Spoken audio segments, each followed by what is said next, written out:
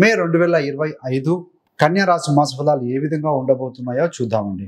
ముఖ్యంగా ఈ వీడియోలో ఏంటంటే స్టూడెంట్స్కి, విద్యార్థులకు ఏ విధంగా ఉంది, ఎలాంటి నిర్ణయాలు తీసుకుంటారు, ఏ విధంగా ఎక్సెల్ కాగలుగుతారు విద్యలో, వృత్తిలో ఏ విధంగా ఉంటుంది, ప్రేమలో ఏ విధంగా ఉంటుంది, వైవాహిక జీవితం, దాంపత్య జీవితం, అదేవిధంగా వ్యాపారం, ఇన్వెస్ట్మెంట్, సంతానం, హెల్త్, ఆరోగ్యం, జీవన రెమెడీస్ ఇవన్నీ కూడా చూద్దామండి. సో చివరి దాకా చూడగలరు. నచ్చితే లైక్ చేయండి, 10 మంది బంధుమిత్రులకు షేర్ చేయగలరు. మరి ఫలితాల్లోకి వెళ్తే మొదటిగా విద్యార్థులకు ఏ విధంగా ఉంటుంది అయ్యానంటే, పంచమాధిపతి శని మీ యొక్క రాశాధిపతి బుధుడు 9వ అధిపతి శుక్రుడితో మరియు రాహుతో కంటారు. మొదట్లో బాగానే ఉంటుంది, కాకపోతే శని ఉండటం వల్ల, ప్లాన్ ఆఫ్ యాక్షన్ లేకపోవడం వల్ల, బుధుడు ప్లానింగ్ కారకుడు, ఫోకస్ సరిగ్గా చేయలేకపోవడం వల్ల విద్యార్థులు కొంత ఇబ్బంది పడే అవకాశం ఉంటుందండి. ఎప్పుడైతే కనుక 18 నుంచి రాహు వెళ్ళిపోతారో మళ్ళీ విద్యార్థులు పుంజుకుంటారో బాగా రాణించగలుగుతారు అని చెప్పవచ్చు. మరి ప్రేమలో సహజంగా ప్రేమకు కారకుడు శుక్రుడు, పంచమాధిపతి శని, ఈ యొక్క శని, బుధ, శుక్ర, రాహు గ్రహాలతో ఉన్నారు మీనరాశిలో. ఇక్కడ ఏంటంటే లవ్ అండ్ అఫెక్షన్ బాగా ఉంటుందండి.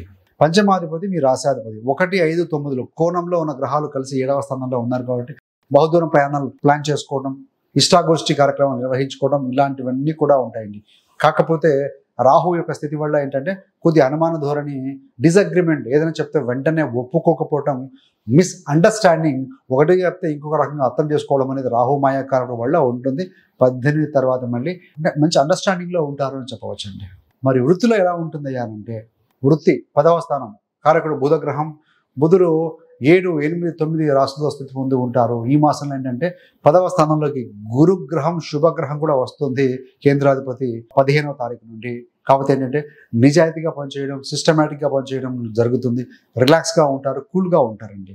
కాకపోతే వర్క్ ప్లేస్లో కొంచెం చిన్నపాటి చికాకులు కొన్ని కలుగుతాయండి ఈ ప్రాసెస్లో. ముఖ్యంగా 7వ తారీఖు నుండి 23 దాకా బాగుంటుంది. మే మాసంలో 6వ స్థానానికి రాహు వచ్చిన తర్వాత కాంపిటీటర్స్ మీద విజయం అవుతుందండి. ముఖ్యంగా ఏంటంటే 18 తర్వాత నిరుద్యోగులకు ఉద్యోగం దొరుకుతుంది. మీరు ఎఫర్ట్స్ పెట్టండి, గట్టి ప్రయత్నాలు చేయండి, అల్టిమేట్గా విజయం మీదేనండి.